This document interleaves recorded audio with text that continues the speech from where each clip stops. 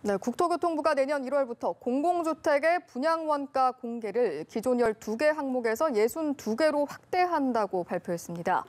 관련 내용, 오늘 이 내용 전문가 전화 연결해서 알아보도록 할 텐데요. 명지대학교 부동산대학원의 권대중 교수와 함께합니다. 네, 교수님 나와 계십니까? 네, 안녕하세요. 예, 안녕하십니까? 네. 일단 이번 발표의 의미, 개정안에 대한 내용 정리, 이 질문을 통해서 좀 여쭤보고 싶은데요. 오늘 네. 발표된 내용이 집을 구입하려는 사람들에게는 다소 반가운 소식처럼 들리는데 건설업계에서는 달가워하지 않는다고 하거든요. 어떤 이유 때문인가요? 우선 소비자 입장에서 볼 때는 이제 원가가 공개되니까 고분양가를 막을 수 있다는 측면에서 좋죠. 물론 이제 그 부실공사를 막을 수 있다는 기대감도 있고요. 예. 그런 이제 건설회사 입장에서 볼 때는 원가가 공개됨으로써 영업 비밀이 탄로난다고 염려하고 있고요. 또는 이제 원가 공개가 건설사의 이윤을 적정하게 반영하고 있는지를 또 우리가 볼 수 있거든요. 예. 그런 측면에서 이제 위축될 수 있다는 염려가 있고요. 이게 선분양제도 하에서 분양가 원가 공개를 추정치로 하기 때문에 정확성은 떨어지지만 어쨌든 고분양가를 막는 데는 일조할 거라고 보여집니다. 알겠습니다. 그 공개 항목이 늘어나는 데 있어서 저희가 좀 더 여쭤보고 싶은 게 역대 정부를 보면 이명박 정부 때는 이제 공개 항목을 12개로 축소를 했었고 또 그랬죠. 박근혜 정부 시절에는 사실 이 공개 항목들이 뭐 분양 원가가 공개 항목에서 제외되기도 했던 것으로 알고 있는데요. 네.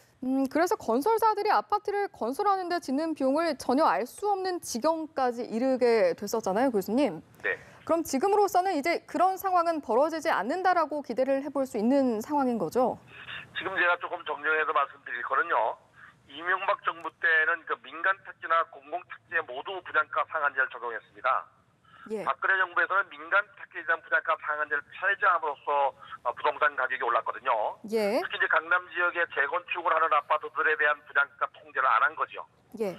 이렇게 이제 민간 택지에 대한 분양가 상한제를 폐지하고 공공 택지만 적용하는 것이 12개 항목입니다. 예.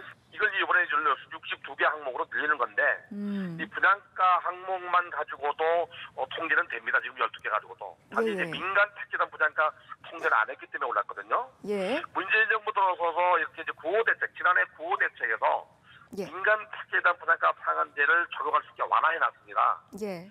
사실 이걸 적용해야 되는데 분양 원가를 더 공개하는 것만 가지고 이게 공공택지에 적용된다면 민간 택지는 여전히 역시 또 고분양가 나올 수 있거든요. 예. 그래서 이번에 그 62개의 그 항목을 늘릴 게 아니라 일단 민간 택지에도 가격이 고분양가가 나온다면 분양가 상한제를 적용해야 되지 않겠나.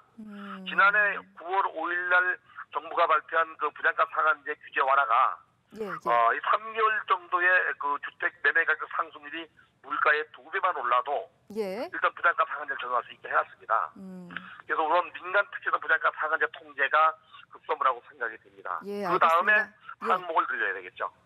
민간 택지에 대한 부분을 짚어주셨는데 사실은 또 이제 건설업계에서 문제 제기를 하는 것 중에 하나가 로또 청약에 대한 우려가 있다. 새 아파트가 주변 시세보다 낮게 분양되면 뭐 이런 현상이 초래할 수밖에 없다라는 의견이 있는데 이 주장에 대해서는 좀 타당한 부분이 있다고 보시는지요? 이것도 양면성입니다. 우선 분양 원가를 공개함으로써 기존 아파트 가격보다 또 기존 주택보다 낮은 가격으로 분양한다면 당분간은 아마 로또 아파트가 되겠죠. 그러나 이제 분양 원가를 해보니까 기존 아파트보다 낮다는 게 공개가 되면 기존 아파트 가격도 하락할 수 있는 그 영향을 줄 수 있다고 봐요. 그래서 꼭 분양 원가를 공개해서 낮은 가격으로 분양해서 로또가 생기기 전에 그 로또가 오히려 기존 아파트 가격을 낮출 수 있다는 긍정적인 면도 있습니다. 예, 알겠습니다. 교수님, 어쨌거나 가장 중요한 건 집값 안정일 텐데요.